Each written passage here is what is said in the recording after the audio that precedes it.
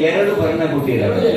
ನಮ್ಮಲ್ಲಿ ಮತ್ತೆ ಒಂದು ಸಂಖ್ಯೆ ಎಷ್ಟು ಅಷ್ಟೇ ಸಂಖ್ಯೆಯದ್ದು ಬೇರೆ ಯಾವ್ದು ಇಷ್ಟವರಿಗೆ ಇರಲಿಲ್ಲ. ಈಗ 4 ಮಂದಿ ಮಕ್ಕಳಿದ್ರು ಕೊಟ್ಟಿಗೆ 2 ಇದ್ದಾರೆ. ಹೌದು, ತಾಯಂದಿರು 3, ಮಕ್ಕಳು 4, ಕೊಟ್ಟಿಗೆ 2. ಈಗ 3 ಮಂದಿ ಬಂದದ್ದು 2 ಬಣ್ಣ ಕೊಟ್ಟಿರ ಬೇಕಂದ್ರೆ ಒಂದು ಬಹುಶಃ ನಮಗೆ ಅಂತ ಕಾಣ್ತದೆ. ಹೌದು, ಒಂದು ಹಾದಿ ಸರಿ. ಯಾಕೆಂದ್ರೆ ಹೊರಡುವ ಕಾಲದಲ್ಲಿ ನಿನ್ನ ತಾಯಿ ಹೇಳಿದ ಮಾತೇನು ಅನ್ನೋದನ್ನು ನಾವೆಲ್ಲ ಸ್ಪಷ್ಟವಾಗಿ ಕೇಳಿದವರು. ನಾನಂತೂ ಗಮನಿಸಿದ್ದೇನೆ. ಹಾಗಾಗಿ ನೀನು ಮಾಡಿದ್ದೇ ಸರಿ ಎನ್ನುವಂತಹ ಭಾವದಿಂದ ಉಳಿದ ದಿನಗಳನ್ನು ಇಲ್ಲಿಯೇ ನಾವು ಕಳೆಯೋಣಾಗದೆ. ಆದಿತ್ತು ದಿನ ಕಳೆಯಬೇಕು ಅಂತಾದ್ರೆ ಹೌದು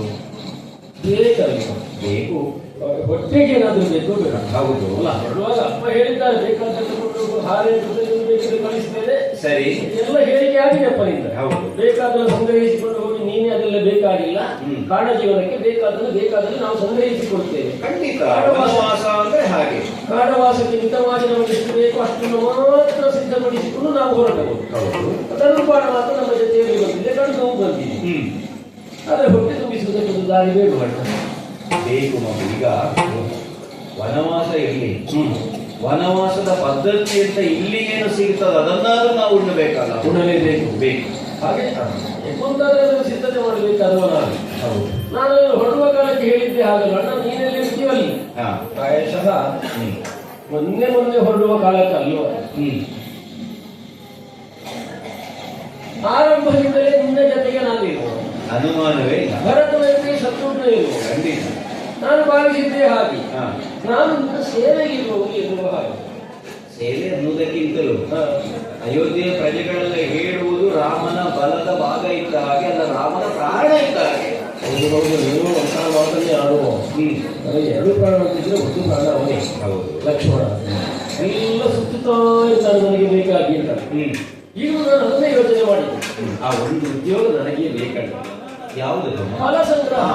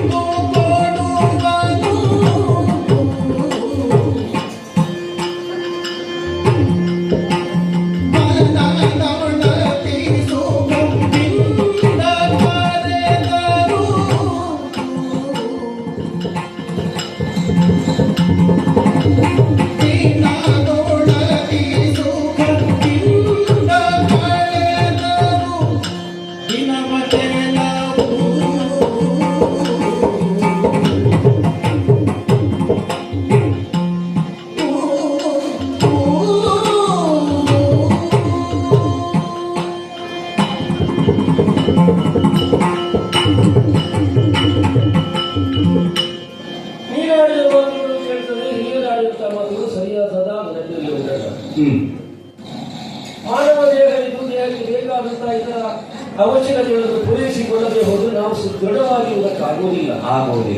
ಅಥವಾ ಒಂದು ಚೈತನ್ಯಪೂರ್ಣವಾಗಿ ಹೊರಟೆಯನ್ನು ಮಾಡುವುದಕ್ಕೂ ಆಗುವುದಿಲ್ಲ. ಧರ್ಮ ಸಾಧನೆಗೆ ಶರೀರವು ಸಾಧನವಾಗಿದೆ ಅಂತ ಆಡಿ, ಶರೀರವೇ ಸಾಧನೆ ಆದ್ರೆ ಹೇಗಾಗ್ತದೆ ಎನ್ನುವಲ್ಲಿಗೆ ಶರೀರ ಪೋಷಣೆ ಎಷ್ಟು ಬೇಕು ಅಷ್ಟನ್ನು ಮಾಡಲೇಬೇಕು. ಶರೀರ ಪೋಷಣೆಯೇ ಬದುಕಿನ ಗುರಿಯಲ್ಲ. ಹೌದು ಅಂತಾರೆ, ಆಹಾರ ನಿದ್ರ ಭಯ ಮೈಥುನಾದಿಗಳನ್ನು ಹೊಂದಿದ ದೇಹ ಆಹಾರ ಪ್ರಧಾನವಾಗಿ ಬದುಕು ನಿರ್ಧಾರವಾಗ್ತದೆ, ಅದರಿಂದ ಸಾಧನೆ ಅನುಕೂಲವಾಗ್ತದೆ ಅಂತ ಆದ್ರೆ ಬೇಕಾದಂತಹ ಸಿದ್ಧತೆ ನಾವು ಮಾಡಲೇಬೇಕಾಗಿದೆ. ಮಾಡಲೇಬೇಕಲ್ಲ. ವನವಾಸವನ್ನು ಮನಸಾ ಒಪ್ಪಿಕೊಂಡು ಬಂದವರು. ವನದಲ್ಲಿ ಸಿಕ್ಕುವುದನ್ನೇ ನಾವು ಉಂಡು ಬದುಕುತ್ತೇವೆ ಎನ್ನುವಂತಹ ನಿರ್ಣಯವು ನಮಗಿರುವ ಕಾರಣವಾಗಿ ದಟ್ಟವಾದಂತಹ ಅರಣ್ಯವಾದರೂ ವನಾಂತರದಲ್ಲೆಲ್ಲ ಸಂಚರಿಸುತ್ತಾರೆ.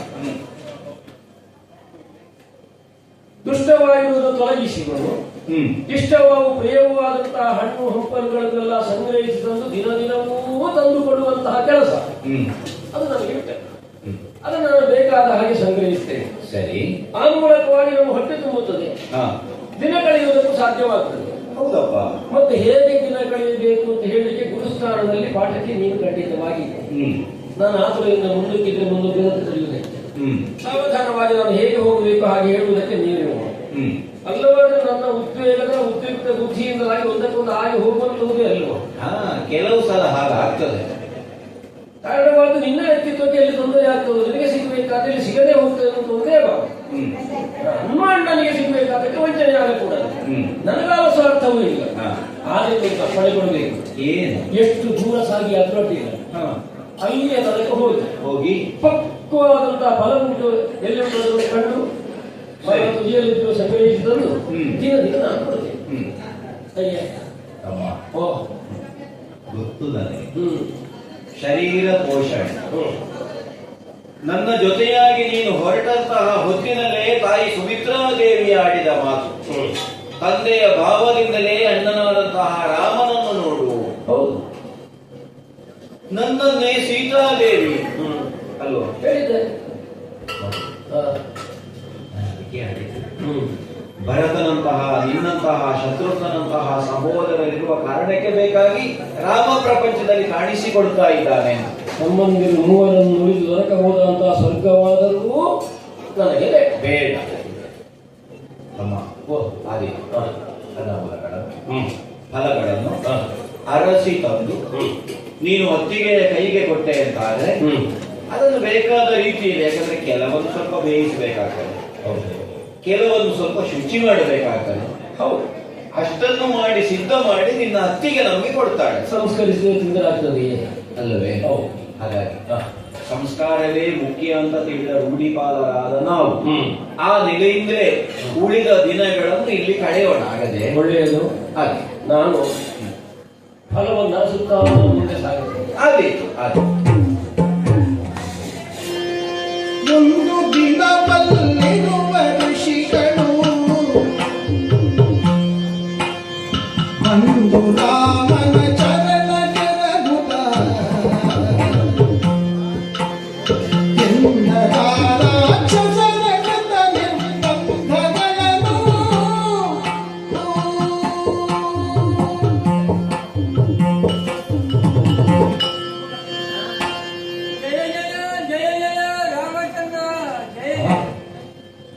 ಸ್ವಾಮಿ, ನಾನೇ ನಿಮಗೆ ನಮಸ್ಕರಿಸಬೇಕಿತ್ತು. ಅದಕ್ಕಿಂತ ಮೊದಲಾಗಿ ನೀವು ಕೈ ಮುಗಿದಾಯಿತು. ಹೀಗೆ ಬರಬೇಕು, ಆಸೀನರಾಗಬೇಕು. ಅಯೋಧ್ಯೆಯಲ್ಲಿ ಇರುವಷ್ಟು ಅಲ್ಲದೆ ಹೋದ್ರು ಪಂಚವಟಿ ಪ್ರದೇಶದಲ್ಲಿ ಎಷ್ಟು ಸಾಧ್ಯವೋ ಅಷ್ಟು ನಿಮ್ಮನ್ನು ಉಪಚರಿಸಬೇಕು ಅಂತ ನಿರ್ಣಯ ಮಾಡಿದ್ದೇನೆ. ಬನ್ನಿ, ಭಾಗ್ಯವನ್ನು ಪಾದ್ಯವನ್ನು ಸ್ವೀಕರಿಸಿ. ನಮಗೆ ಅತಿಥಿಗಳಾಗಿ ನೀವು ಬಂದವರು.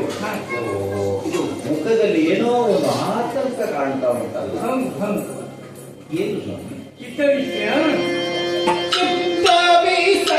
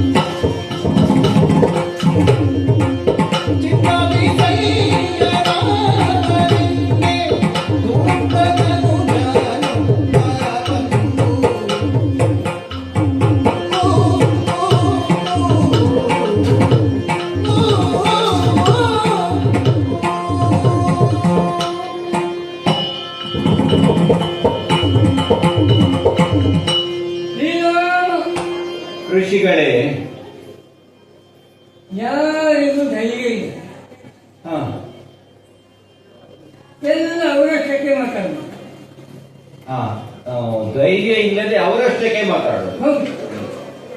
ಯಾವುದಕ್ಕೆ? ಯಾವುದಕ್ಕೆ? ನಿನ್ನಲ್ಲಿ ಮಾತನಾಡುವುದು. ಹ? ಹೌದು. ನನ್ನಲ್ಲಿ ಮಾತನಾಡುವುದಕ್ಕೆ ಧೈರ್ಯ ಇಲ್ಲದೆ ಅವರಷ್ಟಕ್ಕೆ ಮಾತಾಡುದು. ಹೌದು.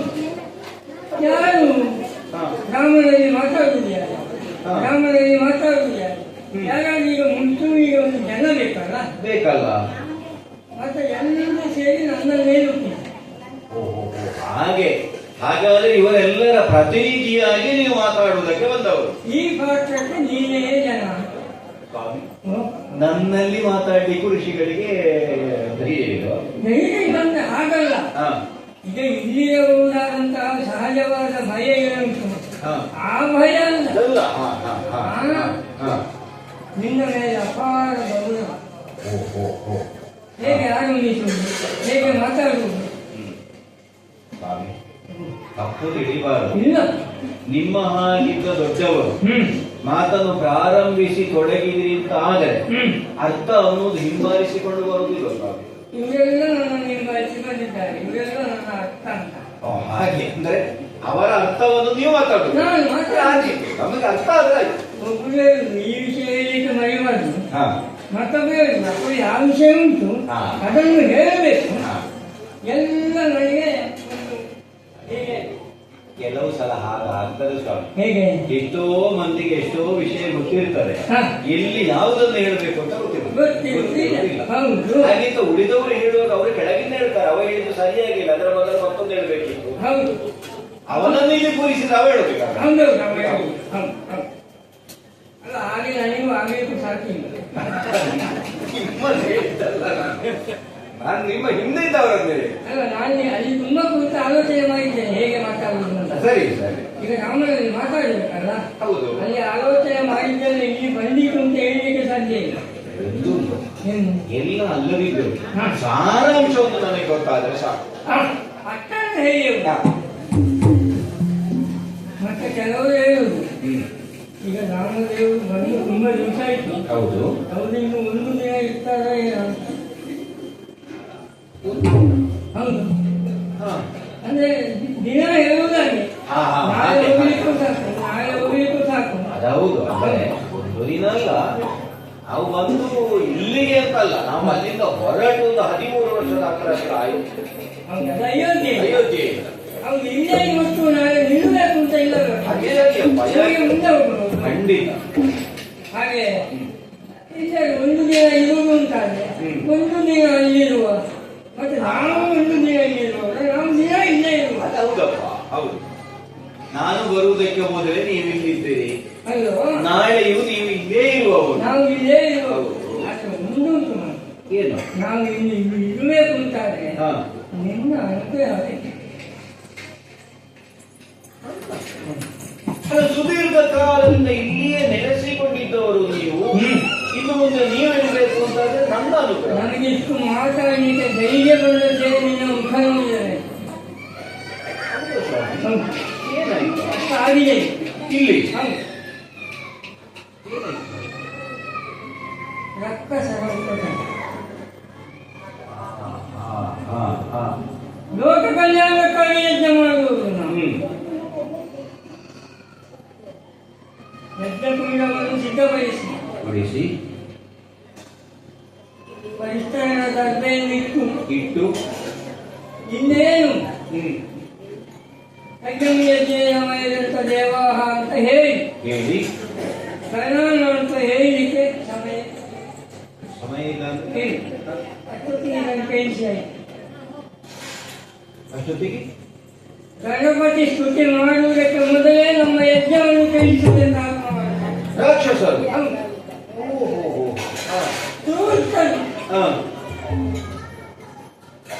ಏನು ಮಾಡುತ್ತಾರೆ, ಏನು ಹೇಳುತ್ತಾರೆ, ಯಾವ ಹೊತ್ತಿಗೆ ಬರ್ತಾರೆ ಹೇಳಿ. ದೂರ್ತರ ಸ್ವಭಾವವೇ ಹಾಗೆ. ಯಾಕಂದ್ರೆ ಎಷ್ಟೋ ಸಲ ಅವರು ಆಲೋಚನೆ ಮಾಡಿರುವುದಿಲ್ಲ ಹೀಗೆ ಮಾಡಬೇಕು ಅಂತ, ಒಟ್ಟು ಏನಾದ್ರೂ ಮಾಡಿ ಹಾಳು ಮಾಡುವುದು ಅವರದ್ದೇ. ಪರಿಸರ ಎಲ್ಲ ಹಾಳಾಗಿದೆ. ಸರಿಯಾಗಿ ನಿರ್ಮಿಸಿದ ಒಂದು ಕುಟೀರವೂ ಉಳಿಯುವುದಿಲ್ಲ. ದಿನದೊಂದು ಮಳೆಯಿಂದ, ಗಾಳಿಯಿಂದ, ಚಳಿಯಿಂದ ಹೇಗಾದ್ರೂ ಮಾಡಿ ಕರುಣಾಶ್ರಮವನ್ನು ನಾವು ಸಿದ್ಧಪಡಿಸುವುದು. ಕುಡಿಸಿದ್ರೆ ಜನ ಮಾತ್ರದಲ್ಲಿ ನಾಶ ಮಾಡ್ತಾರೆ. ಪರಿಸರ ಎಲ್ಲ ಕೆಟ್ಟು ಹೋಗಿದೆ. ನಮ್ಮಲ್ಲಿ ಒಂದು ಶಬ್ದ ಪ್ರಯೋಗ ಉಂಟು, ಏನು ಮನೆ ಹಾಡೋದು. ಮೂರಕ್ಕೆ ನೂರು ಅಲ್ವೋ? ಹಾ. ರಾಮ ಸತ್ಯಕ್ಕೆ ಈ ಪರಿಸರದಲ್ಲಿ ನಿರ್ಮಲವಾಗಿ ಉಳಿದದ್ದು ಹರಿಯುವ ಜಲ ಮಾತ್ರ. ಹಾ, ನಾನು ನೋಡಿದೆ. ಯಾಕೆ ಪ್ರಾಯಶಃ ಹರಿಯುವ ಗುಣ ಇದ್ದದ್ದೇ ಕಾಣಬೇಕು, ಅದು ನಿರ್ಮಲವಾಗಿ ಬಂದಿದೆ. ಖಂಡಿತ. ನಿತ್ಯ ನೀರಿಗೆ ಕೈ ಹಾಕಬೇಕು, ಅಷ್ಟು ಬಿಟ್ಟು ಹರಿಯುವ ಬಾವಿಯೋ ಕೆರೆಯೋ ಸರೋವರವಾದ್ರೆ ಸಾಧ್ಯ ಇಲ್ಲ. ಇಲ್ಲ, ಹರಿಯುವ ನೀರು ಮಾತ್ರವೇ ಶುಭ್ರವಾಗಿ ಉಂಟು. ಹೌದು. ರಾಮ ಅಷ್ಟು ಮಾತ್ರವೋ ಮತ್ತೊಬ್ಬ ಕಳನು ದೂರ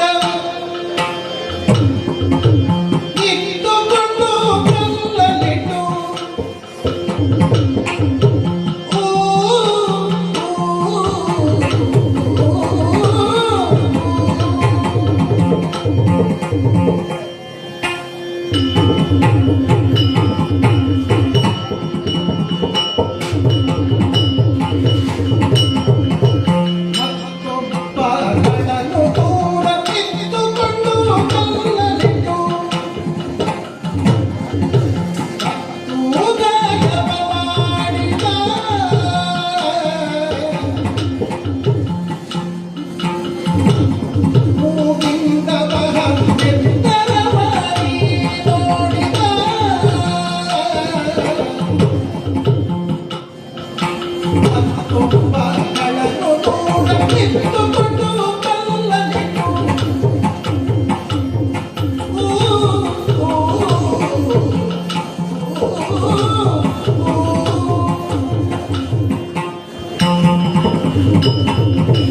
ಎಷ್ಟು ಮಂದಿ ಲೆಕ್ಕಾಚಾರ ಬರ್ತಾರೆ ಇಲ್ಲೇ ಗೊತ್ತಾಗುತ್ತೆ. ಕೆಲವೊಮ್ಮೆ ಸಾರಿ ಬರುವುದು, ಕೆಲವೊಮ್ಮೆ ಒಬ್ಬೊಬ್ಬರೇ ಬರುವುದು, ನಿರ್ಣಯ ಇಲ್ಲ. ಕೆಲವೊಮ್ಮೆ 2 ಮಂದಿ 3 ಮಂದಿ ಒಟ್ಟಾಗಿ ಬರುವುದು. ಅದು ನಿತ್ಯ ಬರುವುದಾಗಿ ಇರಬೇಕಾದ್ರೂ ಅದು ಅವನಿಗೆ ಬಂದದ್ದೇ ದಾರಿ. ದಾರಿ ಮಾಡಿಕೊಂಡು ಬರುವುದು. ಸರಿ, ಅವರದ್ದೇ ದಾರಿ. ಹೌದು, ಹಾಗಂತ ದಾರಿ ತಪ್ಪಿ ಬಂದದ್ದಲ್ಲ, ತಪ್ಪು ದಾರಿ ದಾರಿ. ಮಾಡಿಕೊಂಡೇ ಬರುವುದು. ದಾರಿ ತಪ್ಪಿ ಅಲ್ಲ, ತಪ್ಪು ದಾರಿಯಲ್ಲಿ ತಪ್ಪು ಬಂದದ್ದು. ದಾರಿಯಲ್ಲಿ ಬರುವುದು. ರಾಮ 2 ಮಂದಿ ರಕ್ತದ ರಾಜ್ಯ ಬದೀಚ ನಿಂತು ದೂರದಲ್ಲಿ ಒಬ್ಬ ರಾಕ್ಷಸ ನಿಲ್ಲು, ಹಾ, ಅವ ಕೈಯಲ್ಲಿ ಕಲ್ಲು ಹಿಡ್ಕೊಂಡು, ಕಲ್ಲು. ಹೌದು, ಹಾ, ಹಿಡ್ಕೊಂಡು ಹಾ. ಅದನಿಗೆ ಮೂಗಿಗೆ ಮುಟ್ಟಿಸುದು. ಹಾ. ಅದು ಮೂಗಿಗೆ ಮುಟ್ಟಿಸುದು ಯಾಕೆಂತ ನನಗೆ ಇಷ್ಟು ಹೇಳ್ತಾರೆ. ಅವನ ಮುಗಿಗೆ ಹೋಗ್ಬಿಟ್ಟು. ಅವನ ಮುಗಿಗೆ, ಇನ್ನೊಬ್ಬನ ಮುಗಿಗೆ ಎಸೆಯುವುದು. ಹಾ, ಹಾ, ಹಾ, ಹಾ, ಹಾ. ಅದು ಎಸೆಯುವುದು ಆ ಕಳ್ಳನ ಕೈಗೆ ಅಂತ. ಆ ಕಳ್ಳ ಅದನ್ನು ಇಟ್ಕೊಳ್ಳುವುದಿಲ್ಲ, ಮತ್ತೆ ಅದನ್ನು ಕೈಯಲ್ಲಿ ಹೀಗೆ ತಳ್ಳುವುದು. ಹಾ. ಅದು ನಮ್ಮವರ ಮುಸುಡಿಗೆ ಬೀಳುವುದು. ಅಯ್ಯೋ, ಕಲ್ಲು ಮುಖಕ್ಕೆ ಬಿತ್ತು ಅಂತಾದ್ರೆ ಗಾಯ ಆಗ್ಲಿಕ್ಕಿಲ್ಲ. ಗಾಯ ಆಗ್ತದೆ. ಎಷ್ಟು ಮಂದಿಯ ಮುಖದಲ್ಲಿ ಗಾಯ ಉಂಟು ಗೊತ್ತುಂಟು. ಅದೇ ನಾನು ನೋಡ್ತಾ ಇದ್ದೇನೆ, ಯಾಕಂದ್ರೆ ಎಷ್ಟೋ ಮಂದಿ ತಲೆ ಎತ್ತುವುದಿಲ್ಲ, ತಲೆ ತಗ್ಗಿಸಿಕೊಂಡಿದ್ದಾರೆ. ನೀನು ಬಂದ ನಂತರವೂ ತಲೆ ಎತ್ತಲಿಲ್ಲ. ಒಬ್ಬ ಕಳ್ಳ ಹಾಗೆ ಮಾಡಿದನು, ಹಾ, ಮತ್ತೊಬ್ಬ ಆಚೆ ಬದಿಯಲ್ಲಿದ್ದವ ಹೋಗಿ ಅವನನ್ನು ಕಟ್ಟಿಟ್ಟು ಹಾ. ಅಷ್ಟೊತ್ತಿಗೆ ಈಚೆ ಬದಿಯಲ್ಲಿದ್ದವ ಬಂದು ನಮ್ಮವರು ಹಾ, ಹಿಡ್ಕೊಂಡು ನಮ್ಮವರ ತಲೆಗೆ ಅವರ ತಲೆಯಿಂದ ಈಗ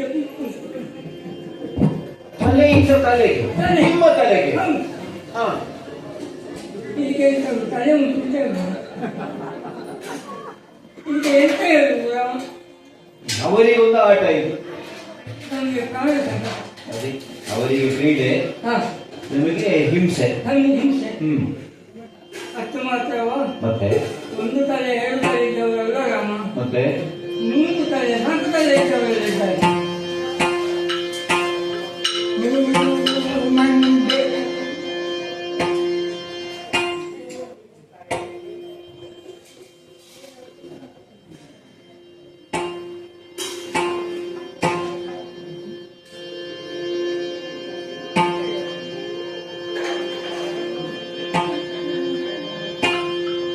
ಮೂರು ಮಂಡೆಯವನೊಬ್ಬ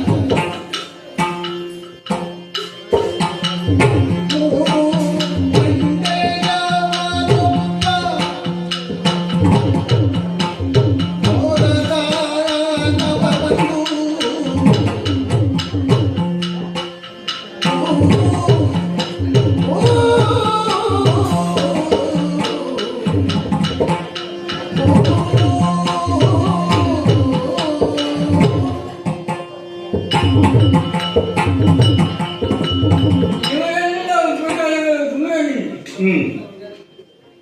ಕಲೆ செய்வது ಕಲ್ಲೆ ಸೇಯುದು. ಏನಾದರೂ ಮಾಡುದು, ಹಾ ತಲೆಗೆ ತಲೆ ಕುಟ್ಟುವುದು, ಹಾ ಇದನ್ನೆಲ್ಲ ಒಂದು ರೀತಿಯಲ್ಲಿ ಸಹಿಸಿಕೊಳ್ಳುವುದು, ಸರಿ. ಅಡಗಿ ಆದರೂ ಕುಳಿತುಕೊಳ್ಳುವುದು. ಹ್ಮ್ ಆದರೆ ಇಲ್ಲ ಬೈದಾನೆ ಯಾರು? ಮೂರು ಮಂದಿ ಮೂರು ಮಂಡೆ. ಜೊತೆಗೆ ಬೇಡ ಮೂರು ಮಹಿಳೆಯ ಅಂತ ಹೇಳಿಯೇ ಬೇಕಾಗ್ತದೆ. ನೋಡಿದ್ದೇನೆ ನಾನು ನೋಡ್ಲಿಲ್ಲ. ನೋಡಿ ಅವರು ಎಷ್ಟು ಹೊತ್ತು ಆಲೋಚನೆ ಮಾಡಿದ್ರು ಮೂರು ಮಂದಿ ಅಂತ ಹೇಳಿದ್ರೆ ಅವರಿಗೆ ಧೈರ್ಯ ಇಲ್ಲ. ಅಂದ್ರೆ ಅವರಿಗೂ ಧೈರ್ಯ ಇಲ್ಲ. ನಿಮ್ಮ ಜೊತೆಗೆ ಇರುವವರು ಅಲ್ಲ, ಅವನ ಹೆಸರು ಹೇಳಲಿಕ್ಕೆ ಧೈರ್ಯ ಇಲ್ಲ. ಧೈರ್ಯ ಇಲ್ಲದೆ ಮಾತಾಡದೆ ಕೊಟ್ಟದ್ದು ಈಗ ನನಗೆ ನೆನಪು ಮಾಡಿ ಕೊಡುವುದು ಅವರೇ. ಅವನ ತೊಂದರೆ ಅವರಿಗೂ ಧೈರ್ಯ ಇಲ್ಲ ಈಗ. ಅಲ್ಲ, ಅವನ ತೊಂದರೆ ಎಷ್ಟಿರ್ಬೋದು ಹಾಗಾದ್ರೆ? ಅಯ್ಯೋ ಮೂರು ಮಂದಿ ಹಾ ಅದು ಈ ಬ್ರಹ್ಮದೇವರಿಗೆಲ್ಲ ಇದು ಹಾಗೆ ಸರಿ. ತಲೆ ಉಂಟು ಕೆಲವರಿಗೆ, ಹಾ. ಕೆಲವರಿಗೆ ತ್ರಿಶೂಲರಾಗಿ ಉಂಟು ತಲೆ ಮುಂದೆ. ಹ್ಮ್ ಕಲೆ ಸುಮ್ಮನೆ ಹೇಗುಂಟು, ಸರಿ. ಯಜ್ಞಕ್ಕೆ ಹಾಳು ಮಾಡುವುದು ಹೇಗುಂಟು. ಅದು ರಾಕ್ಷಸರಿಗೆ ಸಹಜವಾದದ್ದು. ಎಷ್ಟು ಮಂದಿ ನಮ್ಮಲ್ಲಿ ಉಪನಯನ ಆಗದ ಮಕ್ಕಳಿದ್ದಾರೆ ಗೊತ್ತುಂಟು. ಉಪಯೋಗ ಆಗದ ಉಪನಯನ ಆಗದ ಮಕ್ಕಳು ಉಪನಯನ ಸರಿಯಪ್ಪ, ಅದು ಸಣ್ಣವರು ಸಂಸ್ಕಾರ ಆಗಬೇಕಷ್ಟೇ. ನಾವು 16 ವರ್ಷದಲ್ಲಿಯೇ ಮಕ್ಕಳಿಗೆ ಉಪನಯನ ಮಾಡ್ತೇವೆ. ಬೇಗ ಮಾಡಬೇಕು. ಹೌದು, ಹೌದು ಅದಕ್ಕಿಂತ ಚಿಕ್ಕವರಿರ್ತಾರಲ್ಲ, ಹೌದು. ರಾತ್ರಿ ಹೊತ್ತು ತಾಯಿಯ ಜೊತೆಯಲ್ಲಿ ಮಲಗಿದ್ದ ಅವರು ಬೆಳಿಗ್ಗೆ ಇರುವಾಗ ಅಲ್ಲಿ ಮಗು ಇಲ್ಲ. ಹಾ ಅದು ಅಲ್ಲಿ ಹಕ್ಕಿಯ ದನದ ಬುಡದಲ್ಲಿ ಇರ್ತದೆ. ಇರ್ತದೆ. ಹೌದು ಇಲ್ಲಿಂದ ಕೊಂಡು ಹೋಗಿ ಹಟ್ಟಿಯಲ್ಲಿ. ಹೌದು. ಹಾ ಆದರೆ ಏನಾಗಿರುವುದಿಲ್ಲ, ಅದು ನಮ್ಮ ಪುಣ್ಯ, ಅದೇ ನಿನ್ನ ಅನುಗ್ರಹ. ಹಾಗೆ ದೇವರ ಅನುಗ್ರಹ. ಅಲ್ಲಿರುವ ದನದ ಕರು ತಾಯಿಯ ಬುಡದಲ್ಲಿ ಇರ್ತದೆ. ಇದು ಹುಚ್ಚ ರಾಕ್ಷಸರಿಗೆ. ನಾನು ಎಂತ ಹೇಳಿ, ಹಾ. ಅವರಿಗೊಂದು ವಿನೋದ ಇರಬೇಕು ಬಹುಶಃ. ಇಲ್ಲಿ ಇರುವುದನ್ನು ಕೊಂಡೋಗಿ ಅಲ್ಲಿ ಇಡುವುದು, ಅಲ್ಲಿ ಇರುವುದನ್ನು ತಂದಿಲ್ಲಿ ಇಡುವುದು. ಹಾಗಂತ ನನಗೆ ಯಾರಿಗೆ ಕಾಣುವುದಿಲ್ಲ. ಹ್ಮ್ ಎಷ್ಟು ಸಲ ರಾತ್ರಿ ನಿದ್ದೆ ಇಟ್ಟು ನೋಡಿದ್ದೇವೆ ಗೊತ್ತುಂಟು. ಹ್ಮ್ ಎಷ್ಟು ಹೊತ್ತಿಗೆ ಬರ್ತಾರೆ ಅಂತ ಕಾಯುವುದು. ಅಯ್ಯೋ, ನಮಗೆ ಒಮ್ಮೆ ಕಣ್ಣು ತೂಗಿದೆ ಹ್ಮ್ ಮಕ್ಕಳಿಗೆ. ಹ್ಮ್ ಎಷ್ಟು ಸಲ ಚೇಕ ಹಾಕಿ ಮಲಗಿದ್ರು ಬೆಳಿಗ್ಗೆ ಇರುವಾಗ ಬಾಗಿಲು ತೆಗೆಯುತ್ತೆ. ಹ್ಮ್ ಅದು ಹೇಗೆ? ಹೇಗೆಂತ ಗೊತ್ತಾ? ಮಾಯಾವಿಗಳು. ಹೌದು, ಸರಿ. ಏನು ಬೇಕಿದ್ರು ಮಾಡಿ. ಹೌದು, ನಾವು ಜಪ ಮಾಡುವ ಜಪಸರ ಉಂಟಲ್ಲ, ಬೇಕಲ್ಲ. ಅದನ್ನು ಹಿಡಿದು ತುಂಡು ಮಾಡಿ ಅವರಂತೂ ಮಾಡುವುದಿಲ್ಲ. ಮಾಡುವಂತಹ ನಿಮ್ಮನ್ನು ಸರಿಯಾಗಿ ಮಾಡುವುದಕ್ಕೆ ಬಿಡುವುದಿಲ್ಲ. ಹಾಗೆ ಅಲ್ಲಿ ಆಳಿಸಿದ ವಸ್ತ್ರಗಳೆಲ್ಲ ಕಾಣಿಸ್ತದೆ. ಹೌದು. ಅದರಲ್ಲಿ ಕೆಲವೆಲ್ಲ ಇನ್ನುಂಟೆ. ಅದನ್ನು ಬಿಡುವುದಿಲ್ಲ.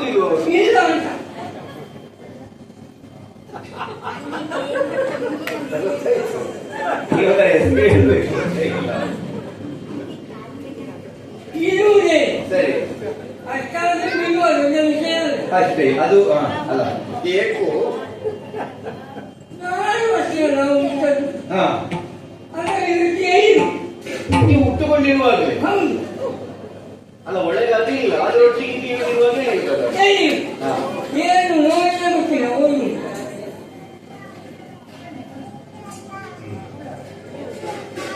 ಉಪಟಳವನ್ನು ಸಹಿಸುವುದಕ್ಕೆ ಆಗುವುದಿಲ್ಲ ನಾವು. ಹಾಗಂತ ಯಾರನ್ನು ಕೊಲ್ಲುವುದಿಲ್ಲ. ಹ್ಮ್ ಯಾಕೆ ಯಾಕೆ ಒಂದೇ ಅವರಿಗೆ ತಿನ್ನಬೇಕಾಗ್ತದೆ. ಹೌದು ತಿನ್ನುವುದಕ್ಕೆ ನಮ್ಮಲ್ಲಿ ಮಾಂಸ ಇಲ್ಲ, ಹೌದು ಅದು ಸರಿ ನಮ್ಮಲ್ಲಿ ಎಲುಬು ಮತ್ತು ಚರ್ಮ ಮಾತ್ರ ಇಲ್ಲ. ಅನುಷ್ಠಾನ ನಿರತರಾದಂತಹ ನೀವು ಶರೀರವನ್ನು ಉಳಿಸಿಕೊಂಡದ್ದು ಕೇವಲ